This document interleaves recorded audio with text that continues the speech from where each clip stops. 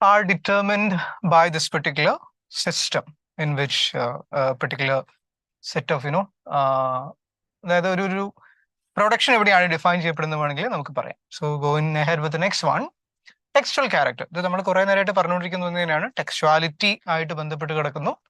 അതിന് culture can be red as text, പക്ഷേ അവിടെ ഉണ്ടാവുന്ന മീനിങ്സിന് പിന്നീട് മാറ്റം ഉണ്ടാവുന്നുണ്ട്, റൈറ്റ്? അപ്പൊ അത് ടെക്സ്ച്വാലിറ്റിയിൽ നിന്ന് പിന്നീട് എന്ത് ചെയ്യുന്നു, വിഷ്വൽ ആയിട്ടുള്ള ഒരു കൾച്ചറിലേക്കൊക്കെ കാര്യങ്ങൾ മാറുന്നുണ്ട്. Textual determinism can lead to the distinction between text and the acting subject, which are in fact intertwined. ഞാൻ വായിക്കുന്ന ടെക്സ്റ്റുകൾ എൻ്റെ ഒരു സ്വഭാവം മാത്രമല്ല, എൻ്റെ ഒരു രൂപീകരണത്തിനും കൂടി കാരണമാണെന്ന് വേണമെങ്കിൽ പറയാം. The third problem, location of culture. ഇവിടെ നാഷണാലിറ്റി അതുപോലെ തന്നെ എത്നിസിറ്റി, സ്പേസ് ഒക്കെയും വളരെയധികം സിഗ്നിഫിക്കൻ്റ് ആയിട്ട് വരുന്ന കുറേ ഫാക്ടേഴ്സ് ആണ്. അതായത് ഇപ്പോൾ കൾച്ചറിന് നിങ്ങൾക്ക് ഒരിക്കലും ഒരു സിംഗുലർ ആയിട്ടുള്ള ഐഡിയ ആയിട്ട് ഇവിടെ നമുക്ക് എടുക്കാൻ പറ്റില്ല. അതിൻ്റെ പ്രശ്നം എന്ന് വെച്ച് കഴിഞ്ഞാൽ, to give an example, globalisation ഇതിനെ വളരെ വലിയ രീതിയിൽ മാറ്റി തീർത്തിട്ടുണ്ട്. ഇപ്പോൾ മലയാളികൾ ഭക്ഷണം കഴിക്കുന്ന ഒരു രീതി എടുത്തു നോക്കിക്കഴിഞ്ഞാൽ, ഇത്രയും കാലം നമ്മൾ മറ്റേ ചോറ്, കൂട്ടാൻ, കറി, സദ്യ എന്നുള്ള തരത്തിലാണ് കണ്ടിട്ടുള്ളതെങ്കിൽ, ഇന്നത്തെ കാലത്ത് നിങ്ങളൊന്ന് പുറത്തേക്ക് ടൗണിലേക്ക് ഇറങ്ങി കഴിഞ്ഞാൽ യു ഹാവ് KFC തയോ, ആൻഡ് ഈ പറയുന്ന KFCയോ കഫേ കോഫിയോ അല്ലെങ്കിൽ barbecue or even Starbucks and all this, ഇതൊക്കെയും ഗ്ലോബലൈസേഷന്റെ ഭാഗമാണ്. So it creates an entirely different culture in you. ഇപ്പൊ നിങ്ങൾക്ക് സ്വന്തമായിട്ട് ഇതാണ് എൻ്റെ സംസ്കാരം എന്ന് പറഞ്ഞ് ഉയർത്തി കാണിക്കാൻ ഒന്നിലധികം കൾച്ചേഴ്സ് അവിടെ ഡെവലപ്ഡ് ആവുന്നുണ്ട്. So this is part of the third problem. So locality of culture എന്ന് പറയുന്നത് നിങ്ങൾക്ക് ഒരു കാരണവശാലും അവിടെ ഒരു എസ്റ്റാബ്ലിഷ്ഡ് ആയിട്ട് എക്കാലത്തേക്കും ഒന്ന് മാത്രമായിട്ട് നിലനിൽക്കുന്ന ഒന്നായിട്ട് കാണാൻ പറ്റില്ല. Now movement and communication facilities പറയേണ്ട കാര്യമില്ല. ഇന്റർനെറ്റ് ഒക്കെ വന്നതോടുകൂടി നിങ്ങൾക്ക് നമ്മുടെ ഒരു മൊത്തം ഐഡിയാസ് മൊത്തമായിട്ട് മാറിയിട്ടുണ്ട്. Translocal processes allow distinct cultures to mix. പലതരത്തിലുള്ള സംസ്കാരങ്ങൾ മിക്സ്ഡ് ആവുന്നു. ഒരു അഗെയിൻ സിംഗുലർ ആയിട്ടുള്ള കൾച്ചറിന് അവിടെ സാധ്യതകളേ ഇല്ല. ഹൈബ്രിഡിറ്റി ഉണ്ടാവുന്നു എന്നുള്ളതാണ് അതിനെ സിമ്പിൾ ആയിട്ട് പറഞ്ഞാൽ സംഭവിക്കുന്നത്. Fourth one, limit of rationality. അതായത് മനുഷ്യൻ പൊതുവെ യുക്തിഭദ്രമായിട്ട് ചിന്തിക്കുന്ന ഒരാളാണ് എന്നുള്ളതാണ്. പക്ഷെ അവിടെയുള്ള ഒരു പ്രശ്നം എന്ന് വെച്ച് കഴിഞ്ഞാൽ 24 hours നമുക്ക് റാഷണൽ ആയിട്ട് ഇരിക്കാൻ പറ്റില്ല. കാരണം അവിടെ വി റിക്വയർ ഇമോഷൻസ്. നിങ്ങളൊരു സിനിമ കണ്ടിട്ട് കരയുന്നു, അവിടെ നമുക്ക് കാണാം, എന്താ പറയുക, കൃത്യമായിട്ട് നിങ്ങൾക്ക് ആ സിനിമയെ നിങ്ങൾ കണ്ട രീതി നിങ്ങളെ സ്വാധീനിക്കുന്നുണ്ട്. പക്ഷേ എന്ത് സംഭവിക്കും, ഒരു നായകൻ ഒരാളെ അടിച്ചു കഴിഞ്ഞിട്ട് ഇപ്പോൾ ലെറ്റ്സ് സേ 50 പേര് പറന്നു പോകുന്നു, അവിടെ നമുക്ക് ലോജിക്ക് അപ്ലൈ ചെയ്യാം. പക്ഷേ നിങ്ങളൊരു മാസ് മസാല ഫിലിമാണ് കാണുന്നതെങ്കിൽ നിങ്ങൾക്ക് 50 പേര് പറന്നു പോകുന്ന കാണുമ്പോൾ നിങ്ങളവിടെ, നമ്മൾ കോളേജൊക്കെ പറഞ്ഞ പോലെ വില്ലിംഗ് സസ്പെൻഷൻ ഓഫ് ഡിസ്ബിലീഫ് അവിടെ വർക്ക് ചെയ്യുന്നുണ്ട്. ഇപ്പൊ സിനിമ കാണുന്നു, അതിന്റെ ഒരു എന്റർടൈൻമെന്റ് ഫാക്ടർ ആയിട്ട് നിങ്ങൾക്ക് മനസ്സിലാവണമെങ്കിൽ you require both rationality plus the emotions. ഇനി fifth one, issue of truth. Post ട്രൂത്തിന്റെ ഒക്കെ കാലമാണ്. സത്യം എന്ന് പറയുന്നത് ഏതെങ്കിലും ഒരു ഒറ്റ ഐഡിയ മാത്രമായിട്ട് ഫങ്ഷൻ ചെയ്യുന്നില്ല. Multiple interpretations are possible and ഒരു യൂണിവേഴ്സൽ ട്രൂത്ത്, നിങ്ങൾ എല്ലാ കാര്യങ്ങളും ഒറ്റ ആംഗിളിൽ മാത്രം കാണുന്ന ഒരാളാണെങ്കിൽ it would be really difficult to live. അപ്പൊ അതുകൊണ്ട് തന്നെ പലതരത്തിലുള്ള ഇന്റർപ്രിട്ടേഷൻസ്, പലതരത്തിലുള്ള ട്രൂത്ത് ക്രിയേഷൻസ് ഇവിടെ സംഭവിക്കുന്നുണ്ട്. ആൻഡ് വേ ഓഫ് ലൈഫ് എന്ന് പറയുന്നത് ഒരു ജീവിത രീതിയായിട്ട് സംസ്കാരത്തെ നിങ്ങൾ എടുക്കുമ്പോൾ it is dependent upon meanings based on norms and values. ഇതിനെപ്പറ്റി നമ്മൾ കുറേ നേരമായിട്ട് പറഞ്ഞുകൊണ്ടിരിക്കുകയാണ്, ഒരു ട്രഡീഷണലി ഉണ്ടായി വരുന്ന norms, values and all this. അപ്പോൾ അതിൽ നിന്നുണ്ടാവുന്ന breaks and construction is ideological. ഇപ്പൊ ഒരു ഐഡിയോളജി ഉണ്ടായി വരുന്ന രീതിയും ഇതിനെ സ്വാധീനിക്കുന്നുണ്ട്. High aesthetic culture or ordinary culture, ഇപ്പൊ വളരെ ഉയർന്ന രീതിയിൽ ചിന്തിക്കുന്ന ഒരു കൂട്ടം, അതിനോടൊന്നും അത്ര വലിയ താല്പര്യമില്ലാത്ത, നമ്മൾ നേരത്തെ പറഞ്ഞിട്ടില്ലേ പൈങ്കിളി നോവലൊക്കെ വായിക്കുന്ന ഒരു വിഭാഗം എന്ന് പറയുന്നത്, ഞാൻ അതിനെ പുച്ഛത്തോടെ അല്ല പറയുന്നത്, ഓക്കെ, അതിനെ ഒരു എക്സാമ്പിൾ ആയിട്ട് തന്നെയാണ് ഇവിടെ ട്രീറ്റ് ചെയ്യുന്നത്. സോ ആ തരത്തിലുള്ള ആളുകൾക്കും സമൂഹത്തിൽ കൃത്യമായിട്ടുള്ള ഒരു സ്പേസ് ഉണ്ടാവണം എന്നുള്ളതാണ്. സോ അവരെ പറ്റിയും പഠനങ്ങൾ ഉണ്ടാവുന്നുണ്ട്. So both create and impose ideology. ഇപ്പൊ ഇവിടെ ഹൈ എസ്തെറ്റിക്സ് ആവട്ടെ, ഇപ്പൊ ഉദാഹരണത്തിന് പറഞ്ഞു കഴിഞ്ഞാൽ നിങ്ങളൊരു ആർട്ട് വർക്ക് കാണുന്നു, ഓക്കെ, ഇപ്പോൾ വാൻഗോഗിന്റെ ആർട്ട് വർക്ക് നിങ്ങൾ കാണുന്നു, അല്ലെങ്കിൽ റംബ്രാൻഡിന്റെ ഒരു പെയിന്റിങ് നിങ്ങൾ കാണുന്നു. ഇവിടെയൊക്കെ തന്നെ സംഭവിക്കുന്ന ഒരു സാധാരണക്കാരൻ എന്ന് പറയുന്ന, അല്ലെങ്കിൽ ഞാനിതിന് വീണ്ടും ഓക്കെ പുച്ഛത്തോടെ അല്ല കാണുന്നത് എന്നുള്ളത് അങ്ങനെ തന്നെ മനസ്സിലാക്കണം. So what I mean is, ഒരു വളരെ സ്വാഭാവികമായിട്ട് ഒരാൾ ഒരു കുട്ടി വരച്ചിട്ടുള്ള ചിത്രം മാത്രം കണ്ടിട്ടുള്ള ഒരാൾക്ക് ഒരു പക്ഷേ വാൻഗോഗിന്റെ സ്റ്റാറി നൈറ്റ് കണ്ടു കഴിഞ്ഞാൽ അയാൾ എത്രത്തോളം അഡ്മയർ ചെയ്യും എന്നുള്ള കാര്യത്തിൽ മൾട്ടിപ്പിൾ ഇന്റർപ്രിട്ടേഷൻസ് ആവാം. ഓൾറൈറ്റ്. അതേസമയത്ത് ഇപ്പോൾ സിനിമ കാണുന്ന ഒരാൾക്ക് നിങ്ങൾ അടൂരിന്റെ സിനിമ കാണിച്ചു കൊടുക്കുന്നു, okay, what will happen there? ഒരുപക്ഷെ അയാൾക്ക് ബോറടിക്കാം. ഓക്കെ, സിനിമാ പാട്ടുകൾ ഒരുപാട് കേൾക്കുന്ന ഒരാൾക്ക് നിങ്ങൾ എന്താ പറയാ ബാലമുരളീകൃഷ്ണയുടെയോ ചെമ്മാങ്കുടിയുടെ ഒരു കച്ചേരി എടുത്ത് കാണിച്ചു കൊടുത്തു കഴിഞ്ഞാൽ പ്രോബബ്ലി അയാൾ അത്രയധികം എന്റർടൈൻഡ് ആയിട്ട് അവിടെ ഇരിക്കണം എന്ന് നിർബന്ധമില്ല, തട്ടുപൊളിപ്പം ഗാനങ്ങൾ മാത്രം കേൾക്കുന്ന ഒരാളാണെങ്കിൽ.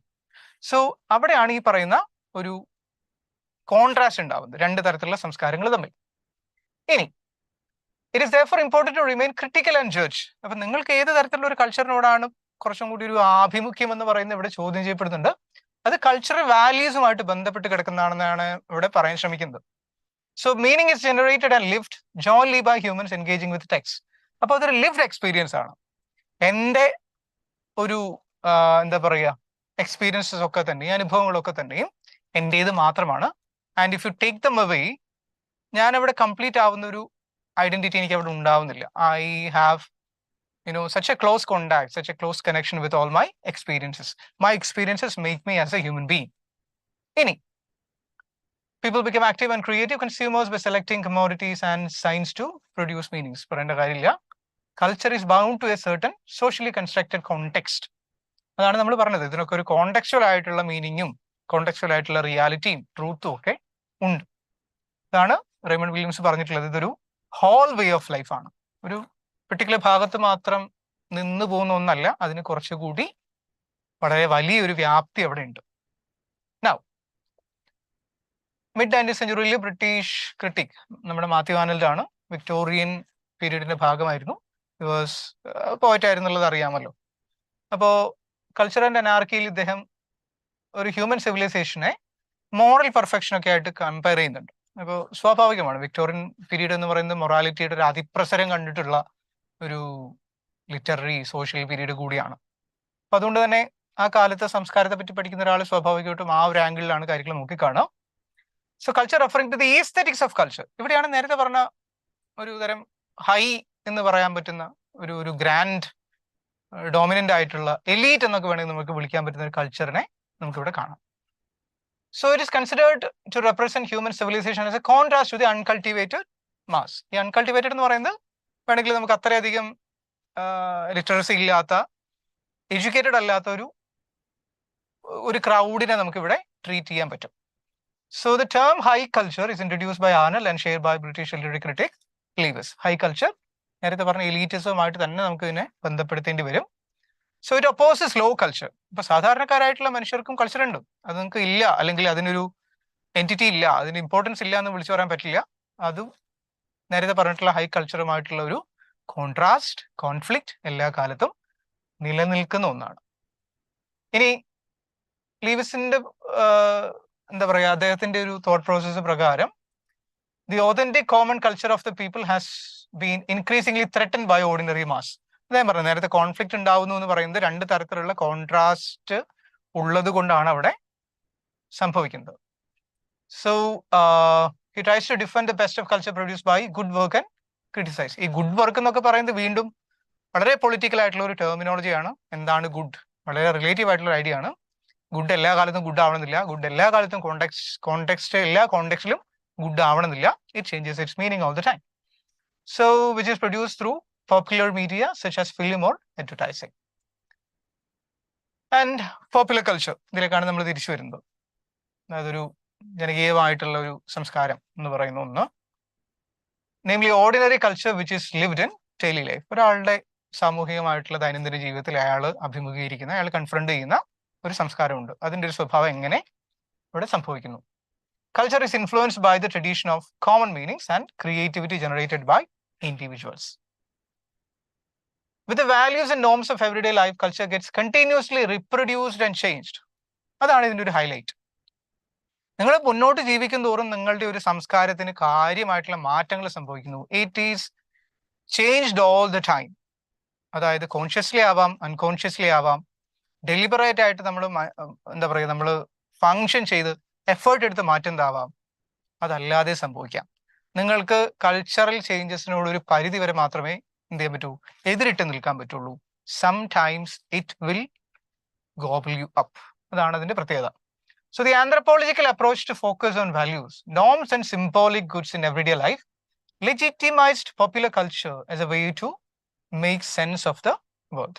അപ്പൊ ഈ ഒരു ഗുഡ് എന്ന് പറയുന്ന ഐഡിയ എവിടെയും ക്വസ്റ്റ്യൻ ചെയ്യപ്പെടുന്നുണ്ട്. Excuse me.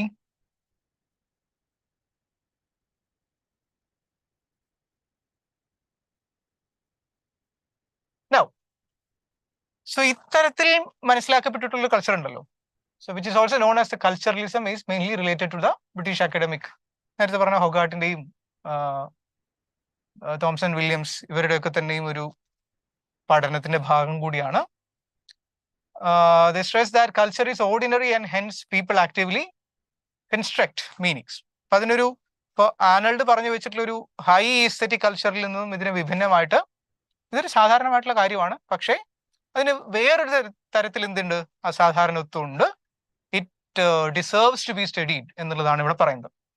ഹവെവർ ഇവരുടെ ഓരോ തരത്തിലുള്ള ഐഡിയാസും വ്യത്യസ്തമാണ് ഇവിടെ.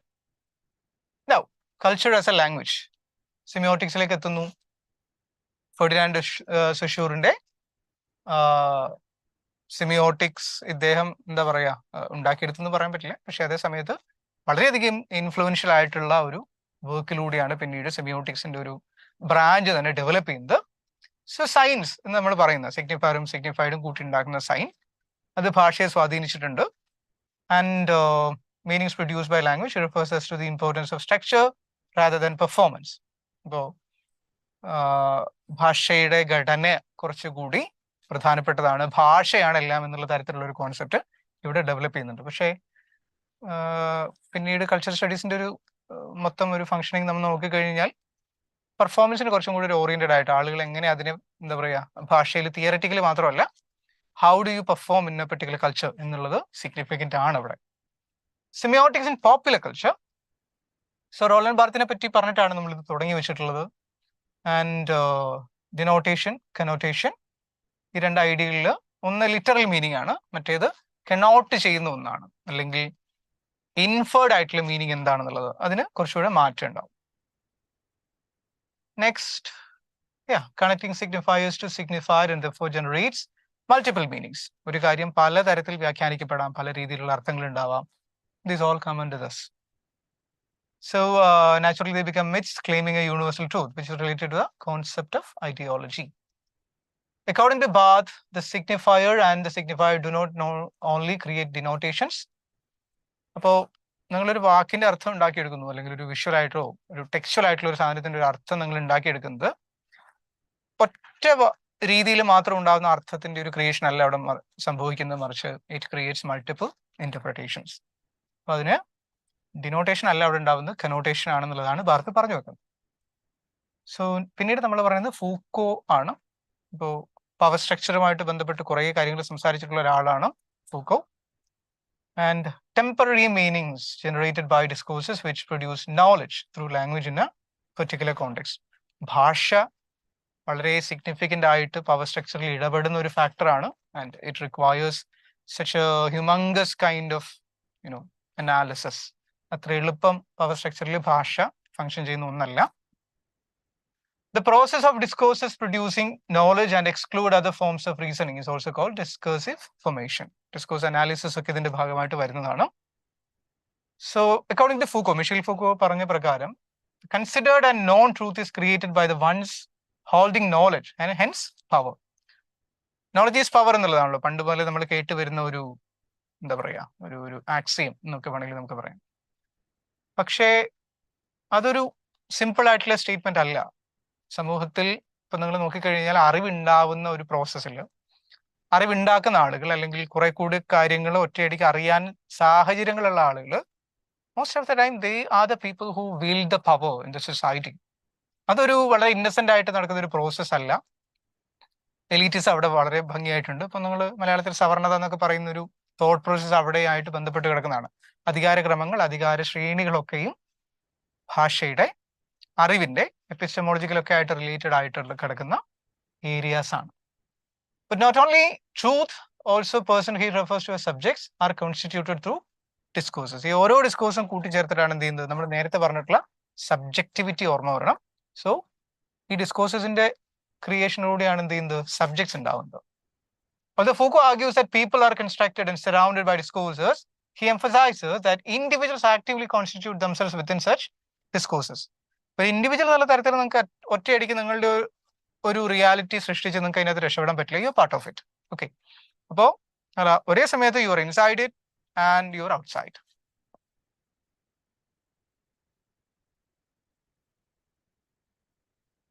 So power to discipline. അപ്പോൾ ഇവിടെ ഏറ്റവും ഗംഭീരമായിട്ടുള്ള ഒരു എക്സാമ്പിൾ എന്ന് പറയുന്നത് പാനോപ്റ്റിക്കോൺ എന്ന് പറയുന്ന ഐഡിയ ആണ്. ഇപ്പോൾ ജെറമി ബന്താമിന്റെ കോൺസെപ്റ്റിൽ നിന്നാണ് ഇത് ഫുക്കോ ഡെവലപ്പ് ചെയ്യുന്നത്. അപ്പോൾ സ്കൂൾസ്, ഹോസ്പിറ്റൽ, പ്രിസൺസ് ഒക്കെ എടുത്തു നോക്കിക്കഴിഞ്ഞാൽ, ഇപ്പോൾ പഴയ സില്ലാർ ജയിലൊക്കെ എടുത്തു നോക്കിക്കഴിഞ്ഞാൽ ജയിൽ എന്ന് പറയുന്ന ഒരു പാനോപ്റ്റിക്കോൺ ആയിട്ടാണ്. അതായത് നിങ്ങൾക്ക് ഒരു സെന്ററിൽ നിന്നുകൊണ്ട് നിങ്ങൾക്ക് ആ പറയുന്ന ഇൻമേറ്റ്സിനെ മൊത്തമായിട്ട് കാണാൻ പറ്റും. അപ്പോൾ അവിടെ നടക്കുന്ന ഒരു കൺട്രോൾ എന്ന് പറയുന്നത് വളരെയധികം കംപ്ലീറ്റ്ലി ഒരു 360 ഡിഗ്രി എന്നൊക്കെ നമ്മൾ പറയാറില്ലേ. So just like that. So has a courtyard and a tower in the center from which one can overlook the surrounding buildings and cell. അപ്പോൾ ഇതൊരു വെറും നോട്ടമല്ല, സർവൈലൻസ് മാത്രമല്ല ഇവിടെ സംഭവിക്കുന്നത്. ഒരു അധികാരക്രമത്തിന്റെ ഒരു കേന്ദ്രീകരണം എന്ന് പറയുന്നത് ഒരാളിൽ നിക്ഷിപ്തമായിട്ട് കിടക്കുന്നു. And it pervades through the entire structure. Reductionism ബയോളജിയുമായിട്ട് ബന്ധപ്പെട്ട് കിടക്കുന്ന ഒന്നാണ്. Different philosophical positions as connected theories. Binary distinction of nature and culture needs to be deconstructed, and one needs to acknowledge that the two are intertwined. അപ്പോൾ നേച്ചറും കൾച്ചറും വളരെയധികം എന്ത് ചെയ്യുന്നു, connected ആയിട്ട് കിടക്കുന്നതാണ്. ഒന്നിൽ നിന്ന് ഒന്നിനെ നിങ്ങൾക്ക് മാറ്റി നിർത്തുന്നത് അത്ര എളുപ്പമായിട്ടുള്ള ഒന്നല്ല. So you are part of your nature, you cannot escape it. So it's a way in which humans learn about their natural environment, and nature has been socialized as it became truly affected by the developing human knowledge and institutions. Institutions of modernity can be described by 4 characteristics. നേരത്തെ പറഞ്ഞ family ഒക്കെ ആണെങ്കിൽ പോലും അതിനെ കുറച്ചും കൂടി നമുക്ക് എന്ത് ചെയ്യാം, വേറൊരു തരത്തിൽ കാണാൻ പറ്റും. Industrialism in which nature transforms. Surveillance in which control and supervision emerged. അപ്പൊ ഇതൊക്കെയും എന്താണ്, ഇൻസ്റ്റിറ്റ്യൂഷൻസ് ആയിട്ട് എടുക്കണം. Capitalism, which includes capital, അതായത് മുതലാളിത്തം എന്ന് പറയുന്ന idea. Labor and markets and military power, referring to the industrialization of warfare. ഈ 4 ഇൻസ്റ്റിറ്റ്യൂഷനുമാണ് സൊസൈറ്റിയെ കുറച്ചുകൂടി നിയന്ത്രിക്കുന്നത് ആൻഡ് സംടൈംസ് സപ്രസ് ചെയ്യുന്നതെന്ന് കൂടെ പറയാം. സർവൈലൻസ് ഇല്ലാത്ത, ഇപ്പോൾ ഉദാഹരണത്തിന് നമ്മുടെ നാട്ടിലൊക്കെ തന്നെയും വീടുകളിൽ CCTV വന്നിട്ടുണ്ട്. It's A part of surveillance. നിങ്ങൾ എവിടെയെങ്കിലും ഒരു പെർട്ടിക്കുലർ എന്താ പറയാ, ഒരു സ്ഥാപനത്തിൽ പോകുന്ന സമയത്ത് അവിടെ വളരെ വലിയ അക്ഷരത്തിൽ എഴുതി വെച്ചിട്ടുണ്ടാവും, you are under CCTV surveillance. So you are always observed by people, you are always observed by some other persons all the time. 1984 എന്ന് പറയുന്ന വിഖ്യാതമായിട്ടുള്ള നോവലിൽ ജോർജ് ഓർവെൽ പറയുന്നുണ്ട്, യുനോ, അതായത് നിങ്ങൾ എല്ലാ കാലത്തും നിങ്ങൾ big brother is watching you എന്ന് പറയുന്നു. നിങ്ങൾ എല്ലാ മൊമെന്റിലും നിരീക്ഷിക്കപ്പെട്ടുകൊണ്ടേയിരിക്കുകയാണെന്ന് പറയുന്നത്. ഇതുമായിട്ട് നമുക്ക് കണക്ട് ചെയ്ത് വായിക്കാൻ പറ്റുന്ന ഒന്നാണ്. Industrialism, productivity and growth increase which changed the economy significantly. Mass production and consumption. അപ്പോൾ പ്രൊഡക്ഷൻ്റെ ഒരു സ്വഭാവം തന്നെ മൊത്തമായിട്ട് മാറി. ഒരു വലിയ കൂട്ടം ജനങ്ങൾ ആണ് നിങ്ങളുടെ ഒരു ടാർഗറ്റ് ഓഡിയൻസ് അല്ലെങ്കിൽ കസ്റ്റമേഴ്സ്. അവർക്ക് വേണ്ടിയിട്ടുള്ള പ്രൊഡക്ഷൻ ഉണ്ടാവുന്നു. Division of labour led to the rise of economic value. സാമ്പത്തികമായിട്ടുള്ള മൂല്യം കേന്ദ്രീകരിച്ചിട്ടുള്ള പ്രൊഡക്ഷൻ ആയിട്ട് മാറുന്നു. ഇപ്പോൾ കുറെ പ്രൊഡ്യൂസ് ചെയ്യുന്നു, ആളുകൾ വാങ്ങും എന്നുള്ള തരത്തിലല്ല, അതിനൊരു സെറ്റ് ഓഫ് എക്കണോമിക് വാല്യൂ ഉണ്ട് എന്നുള്ള തരത്തിലുള്ള പ്രൊഡക്ഷനിലേക്ക് കാര്യങ്ങൾ എത്തി. Surveillance was apparent in factories which became places in which discipline and control. പറയേണ്ട കാര്യമില്ല, എല്ലായിടത്തും തന്നെയും. ഇപ്പൊ നേരത്തെ പറഞ്ഞ സ്കൂളൊക്കെ എടുത്തു നോക്കി കഴിഞ്ഞാൽ വളരെ ഗംഭീരമായിട്ടുള്ള എക്സാമ്പിൾ ആണ്. കാരണം നിങ്ങൾ സർവൈൽഡ് ആണ്, നിങ്ങൾക്ക് ഒരു കാരണവശാലും എന്ത് ചെയ്യാൻ പറ്റില്ല, അതിൻ്റെ അന്ന് ഒരു രക്ഷപ്പെടാൻ പറ്റില്ല. നിങ്ങൾക്ക് നിങ്ങളുടേതായിട്ടുള്ള വോയിസസ് അവിടെ ലിമിറ്റഡ് ആണ്. So all these are part of A surveillance system. And modernization and globalization developed along with capitalism, which is continuously searching for new sources in order to accumulate capital and generate profit. So world is actually run by capitalism, and അതിൻ്റെ ഇടയ്ക്ക് ഉണ്ടാവുന്ന ഒരു idea മാത്രമാണ് ഇവിടെ എന്ത് ചെയ്യുന്നത്, ഈ പറയുന്ന പ്രൊഡക്ഷൻ ഒക്കെയും. ക്യാപിറ്റലിസം നിങ്ങൾക്ക് തള്ളിക്കളയാം, നിങ്ങൾക്ക് വേണ്ടാന്ന് പറയാം, പക്ഷേ we are all part of it. Western institutions are thus globalizing as they create capital and knowledge, which fosters social relations transcending time and space. Nation state, അപ്പോൾ രാഷ്ട്രം എന്ന് പറയുന്നതിന് ഒരു ജോഗ്രഫിക്കൽ ആയിട്ടുള്ള പാറ്റേൺ ആയിട്ട് നമുക്ക് ഇവിടെ എടുക്കാൻ പറ്റില്ല. അത് സോഷ്യലാണ്, പൊളിറ്റിക്കലാണ്, ഇക്കണോമിക് ആണ്, ഇതൊക്കെ ആയിട്ടുള്ള തരത്തിലാണ് ഒരു രാഷ്ട്രം എന്ന് പറയുന്ന സംഭവത്തിന്റെ നിർമ്മിതി ഉണ്ടാവുന്നത്. So within its demarcated borders. അപ്പൊ ബോർഡേഴ്സ് പലപ്പോഴും എക്സ്റ്റേണൽ മാത്രമല്ല, it could be internal as well. The state reproduces cultural discourses forming national identities. And subjectivity and identity. Similar ആണ്. Subjectivity and identity are distinct and can be divided in three concepts. ഒന്ന് subjectivity, self-identity, social identity. നമുക്ക് പെട്ടെന്നൊന്ന് എന്താണെന്നുള്ളത് നോക്കാം.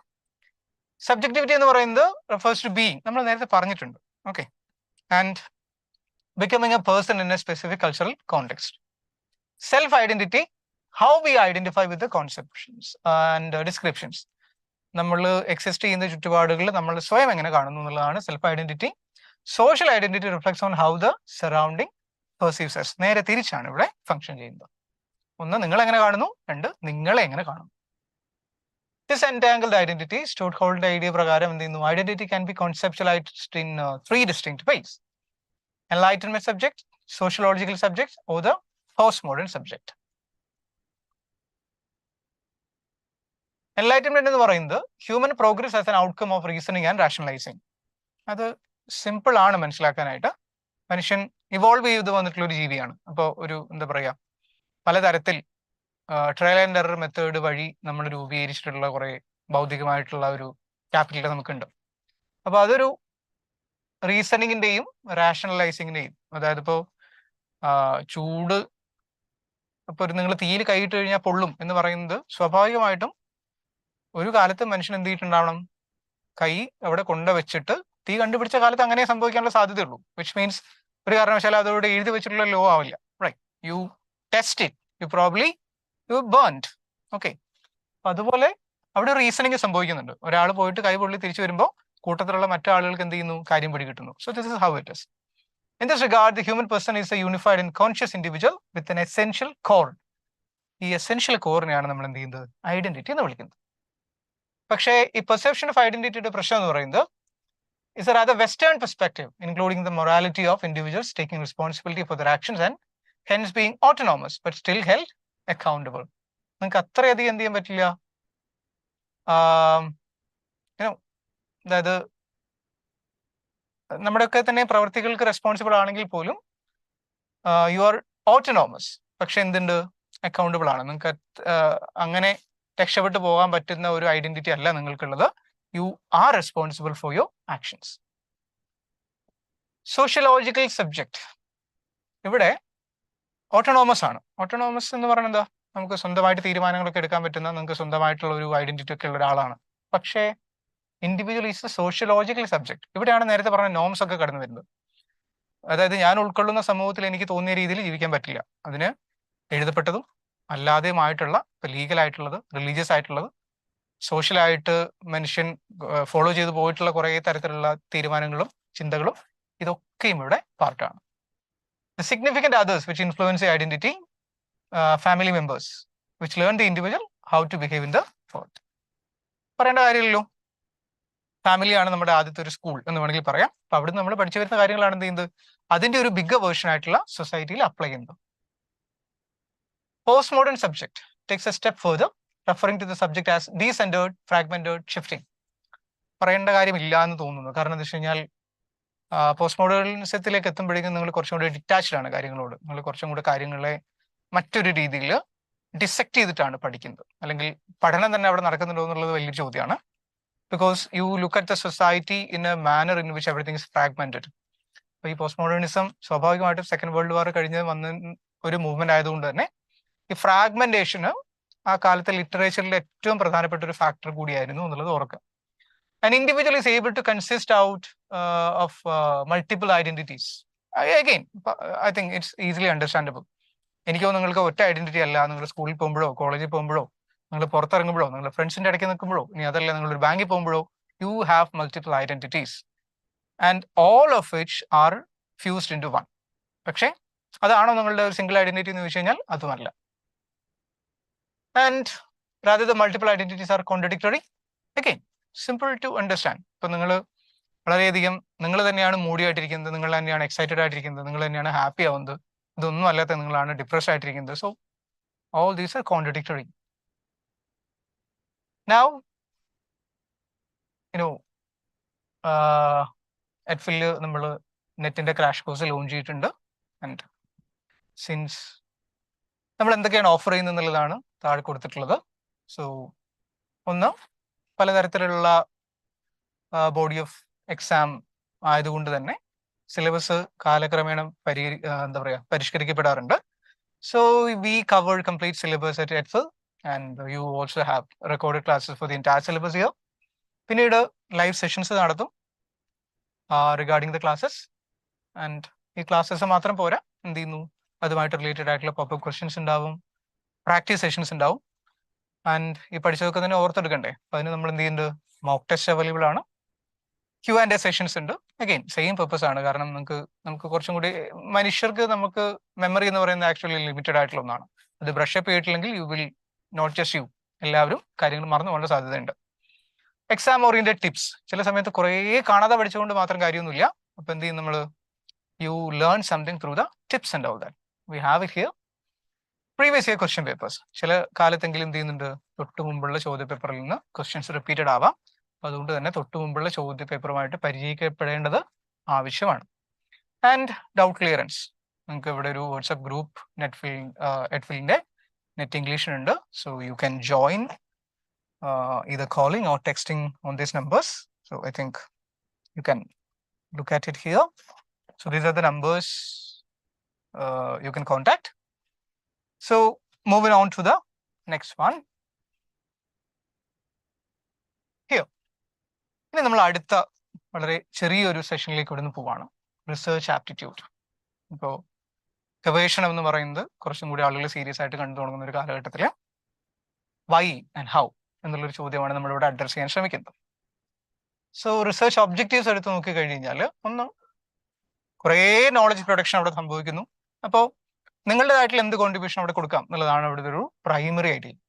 So the main purpose to discover answers to questions through the application of scientific procedures. അപ്പോൾ അത് ഹ്യൂമാനിറ്റീസിൽ എടുക്കുമ്പോൾ already വന്നിട്ടുള്ള ഒരു ഐഡിയ നിങ്ങൾ കുറച്ചുകൂടി റീഇന്റർപ്രറ്റ് ചെയ്യുന്നു, അല്ലെങ്കിൽ പുതിയ ഐഡിയാസിനെ നിങ്ങൾ ട്രീറ്റ് ചെയ്യുന്നതൊക്കെ ആയിട്ട് നമുക്ക് കാണാം. ഇനി ഒബ്ജക്റ്റീവ്സ് എടുത്ത് നോക്കിക്കഴിഞ്ഞാൽ, ഒന്ന്, gain familiarity with new phenomenon, പുതിയ എന്തെങ്കിലും ഉണ്ടാവുന്നുണ്ടോ എന്നുള്ള ചോദ്യം. ആൻഡ് ന്യൂ ഇൻസൈറ്റ്, ഇനി പഴയത് തന്നെയാണ് പക്ഷെ അതിനെ പുതിയ രീതിയിൽ അപ്രോച്ച് ചെയ്യാൻ പറ്റുമോ. രണ്ട്, review and synthesise the existing knowledge. അപ്പോൾ ഓൾറെഡി ഉള്ള ഒരു കാര്യത്തെ എന്ത് ചെയ്യുന്നു, നിങ്ങൾ റിവ്യൂ ചെയ്യാണ്. Investigate some existing situation or problem, പറയേണ്ട കാര്യമില്ലല്ലോ.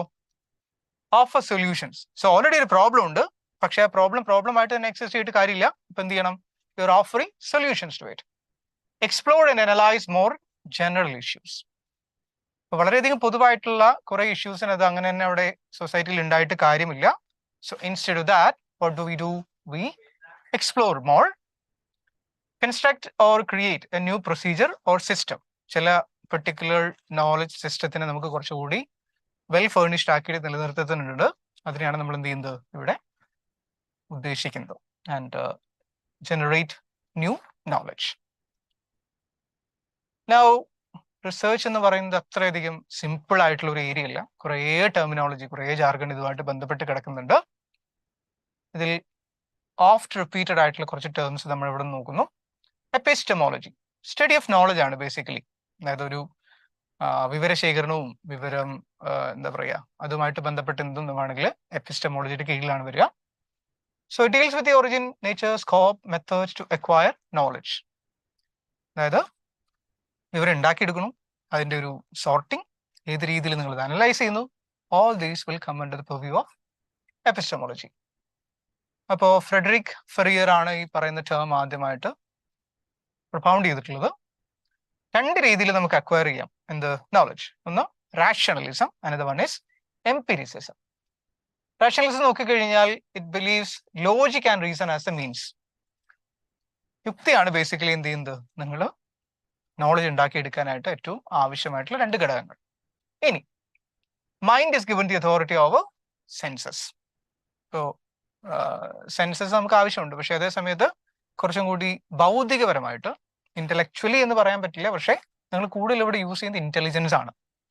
So basically a priori use of logic and reason to conclude something before experience. നിങ്ങൾ എക്സ്പീരിയൻസ് ചെയ്യുന്നത് ലേറ്റർ ആണ്, ചെയ്യുന്നില്ല എന്ന് പറയുന്നില്ല, പക്ഷേ നിങ്ങൾ അതിന് മുമ്പ് തന്നെ നിങ്ങൾ അതിനെ തിയററ്റിക്കലി അപ്രോച്ച് ചെയ്യുന്നുണ്ട്. Rationalism is associated with detection, detective reasoning ഒക്കെ നമ്മൾ കേട്ടിട്ടുള്ളതാണ്. ഒരു പെർട്ടിക്കുലർ സിറ്റുവേഷൻ അതിനെ നിങ്ങൾ എന്ത് ചെയ്യുന്നു, ഡിസെക്ട് ചെയ്ത് താഴേക്ക് ഒരു ഏറ്റവും പോസിബിൾ ആയിട്ടുള്ള ഒരു ഒറ്റ ഐഡിയയിലേക്ക് നിങ്ങൾ അതിനെ ചുരുക്കുന്നു.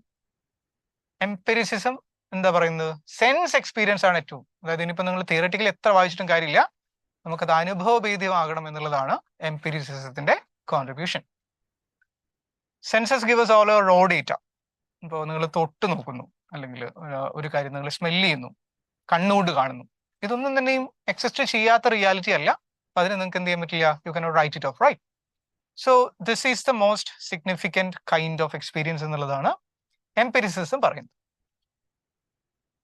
So posteriori related to induction ആണ്, you are adding up. Okay, research paradigms. So there is difference between natural science and social sciences. പലതരത്തിലുള്ള, ഇപ്പൊ നമ്മൾ ഹ്യൂമാനിറ്റീസ്, ഇപ്പൊ നമ്മളുടെ ഒരു സബ്ജക്ട് ഇംഗ്ലീഷ് എടുക്കുമ്പോൾ അത് ഹ്യൂമാനിറ്റീസ് ആണ്. ഇപ്പോൾ സയൻസ് സബ്ജക്ട്സ് അവിടെയുണ്ട്, അപ്ലൈഡ് സയൻസ് വേറെയുണ്ട്, തിയററ്റിക്കൽ ആയിട്ടുള്ള സയൻസ് വേറെയുണ്ട്.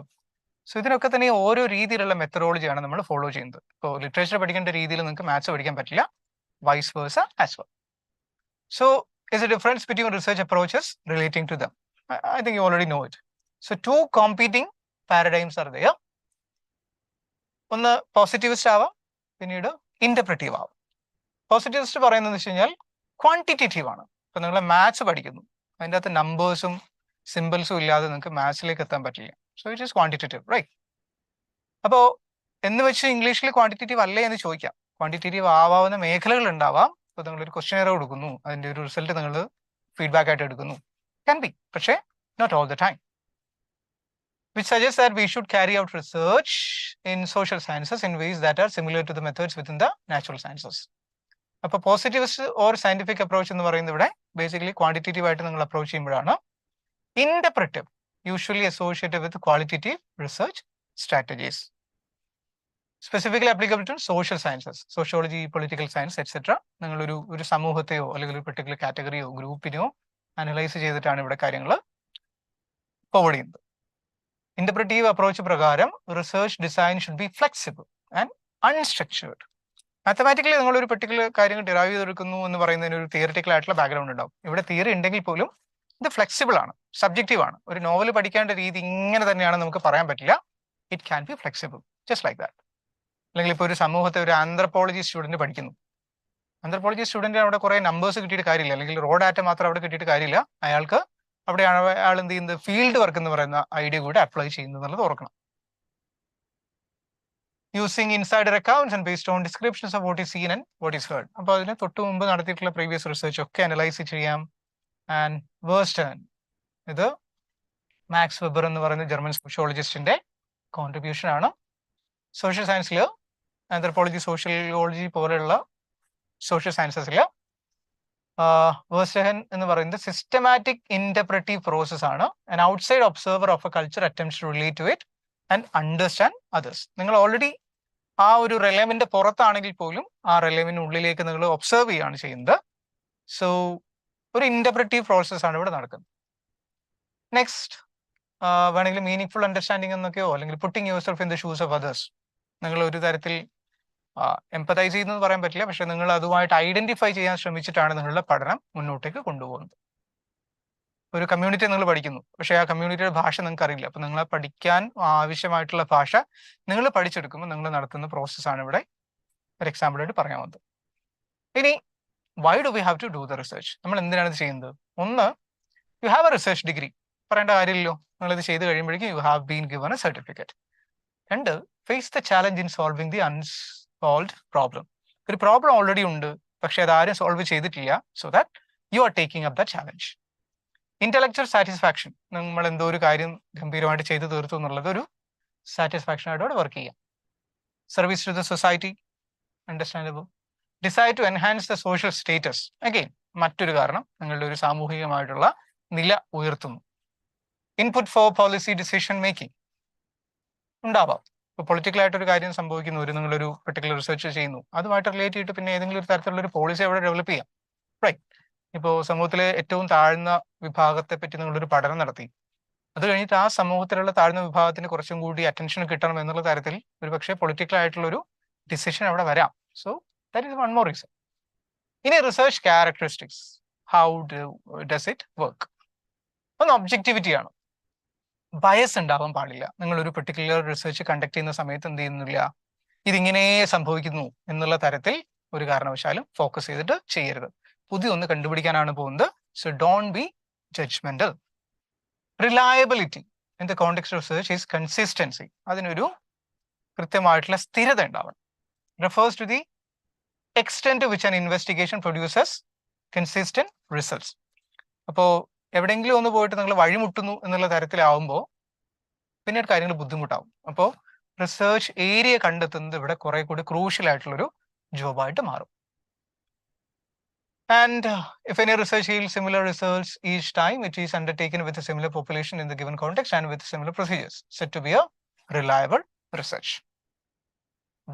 വാലിഡിറ്റി ആണ് പിന്നീട് പലതരത്തിലുള്ള വാലിഡിറ്റി ഉണ്ടാവാം. Research mainly stands for accuracy of procedures. നിങ്ങൾ യൂസ് ചെയ്യുന്ന ടൂൾസ്, മെത്തേഡ്സ് ഒക്കെ തന്നെയും ആക്യുറേറ്റ് ആവണം towards the results.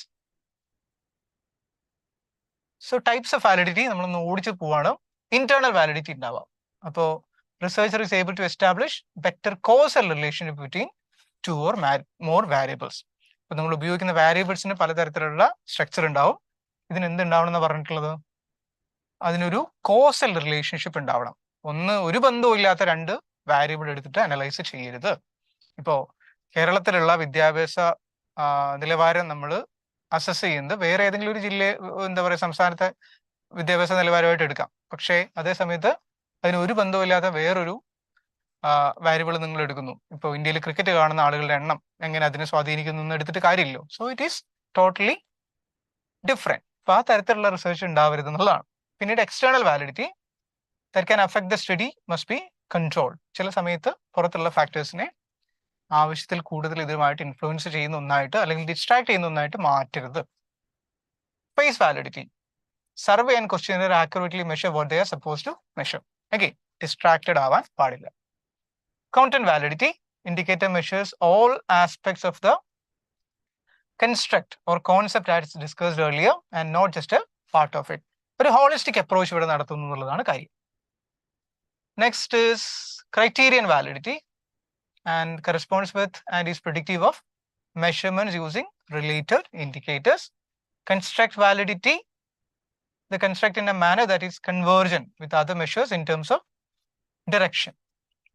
Next is accuracy. പറയേണ്ട കാര്യമില്ല, കൃത്യത ഉണ്ടാവണം. And next one is credibility. ഇതൊരു ഫാക്ടർ ആണ്.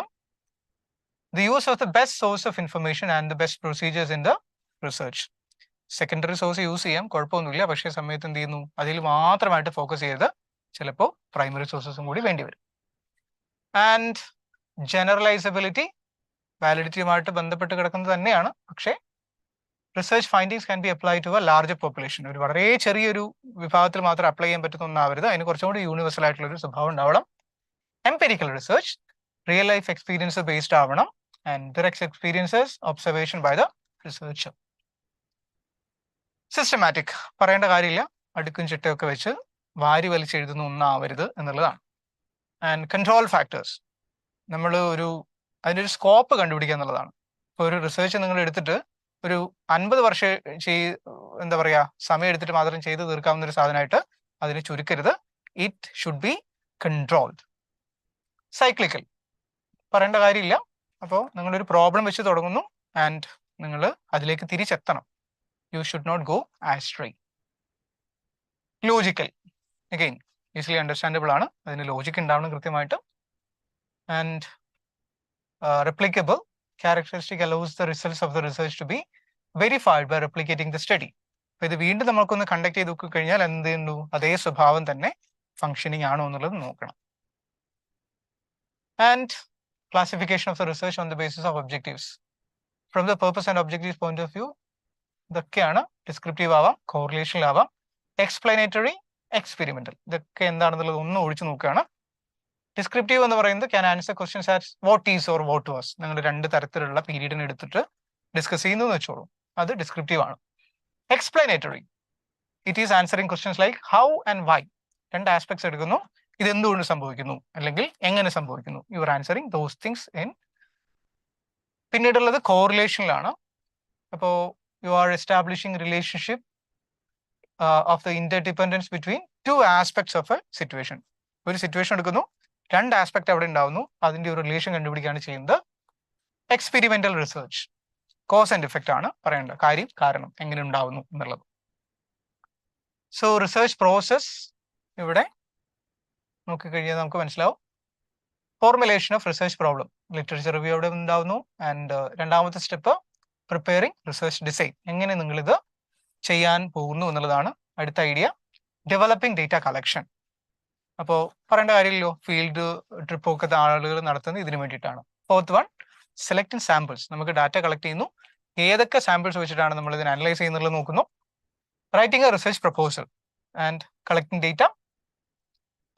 പ്രോസസ്സിങ് ആൻഡ് അനലൈസിങ് ഡേറ്റ, നിങ്ങൾക്ക് കിട്ടുന്ന ഡേറ്റ റോ ആണ്, അതിന് നിങ്ങൾക്ക് അനലൈസ് ചെയ്യണം, അത് കുറച്ചുകൂടി സോർട്ടഡ് ആയിട്ട് കിട്ടണം. റൈറ്റിംഗ് എ റിസർച്ച് റിപ്പോർട്ട്, ഇതാണ് ഇതിന്റെ last step. So that's all about today's webinar. So we've been, conducting a series of webinars for the past 1 week. So with this, we are winding it up here. So I think you had a, pretty good session today. നമ്മൾ ഇത് rush ചെയ്തിട്ടുണ്ട്, but you know that in order to sum up all this in 1 hour is really challenging. So we'll meet again